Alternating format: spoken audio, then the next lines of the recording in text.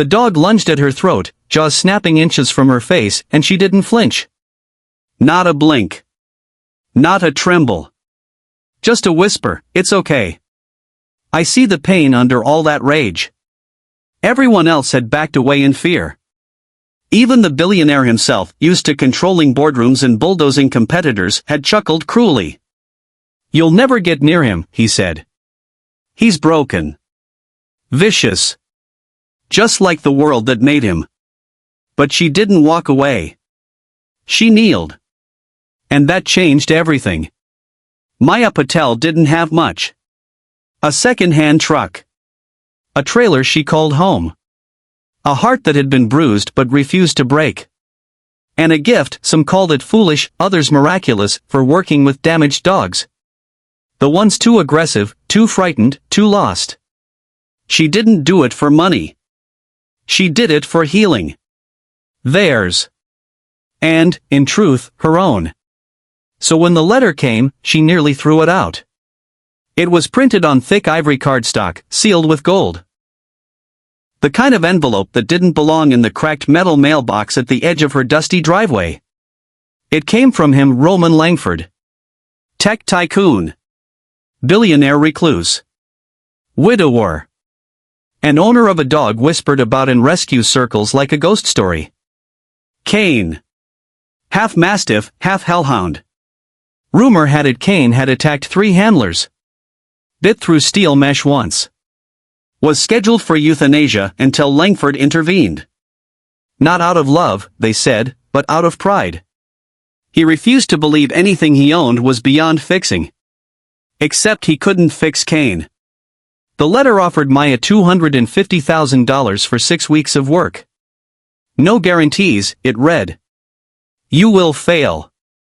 But try anyway. The estate was everything she expected: stone walls, a long driveway lined with cypress trees, silence thick as fog. Maya stepped out of her truck, boots crunching gravel, and was greeted by a man who looked more statue than human. Sharp suit. Sharper eyes. Roman Langford. You're smaller than I expected, he said dryly. Maya smiled politely. Dogs don't care about height. Just presence. He gestured toward the courtyard. He's in there. Good luck. The handlers stood behind double fences. Kane paced inside, a massive dark shape with eyes that gleamed like wet coal. He charged the bars the moment he saw her. Metal rattled. One handler flinched. Roman chuckled. Maya didn't move. I don't need luck, she murmured. I need time. For days, she said nothing to Kane. Just sat by the fence. Reading. Humming. Sometimes tossing a bit of food, not toward him, just near him. Enough to tempt. Kane snarled. Growled. Bit the air. But he didn't retreat. By the end of week 1, he would sit across the fence in silence. Staring. Listening.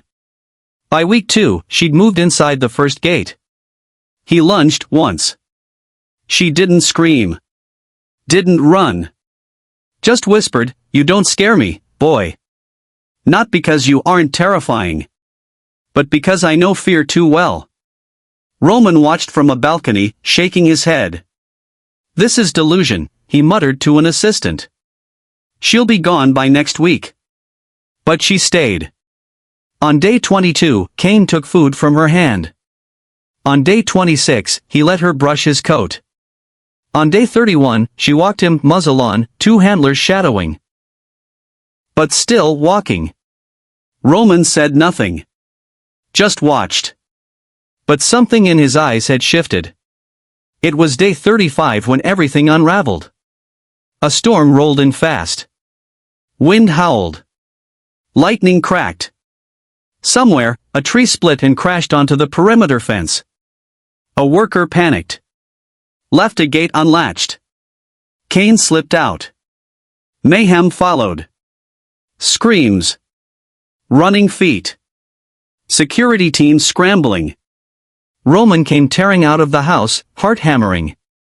And there, in the garden, stood Maya. And Kane. Not attacking. Not growling. Just standing beside her. His head low. His body calm. She held the leash like it weighed nothing. He came to find me, she said, breathless. In the chaos. He chose me. Roman's mouth opened. Closed. For the first time, the man known for controlling empires looked utterly speechless. And maybe something else. Humbled. After the storm, Maya packed her things. Her job was done. Roman tried to hand her the check. She shook her head. Donate it, she said. To a rescue that doesn't give up on the hard cases. He stared at her, stunned. Why? She smiled gently. Because I know what it's like to be written off. And what it means when someone sees past the growl. Kane patted up beside her, nudged her hand. She kissed the top of his head and whispered goodbye. And then she left. Weeks later, the media exploded with a viral video, Roman Langford walking Kane through Central Park. No muzzle. No security detail. Just a man and a dog, both changed. The headline read, From beast to best friend, billionaire's dog redeemed by woman who asked for nothing. But Maya didn't care about headlines. She was already back in her trailer, sitting with a scarred pit bull named Honey, and a one-eyed shepherd named Moose. Because there were always more like Kane. And always more reasons to kneel, not run.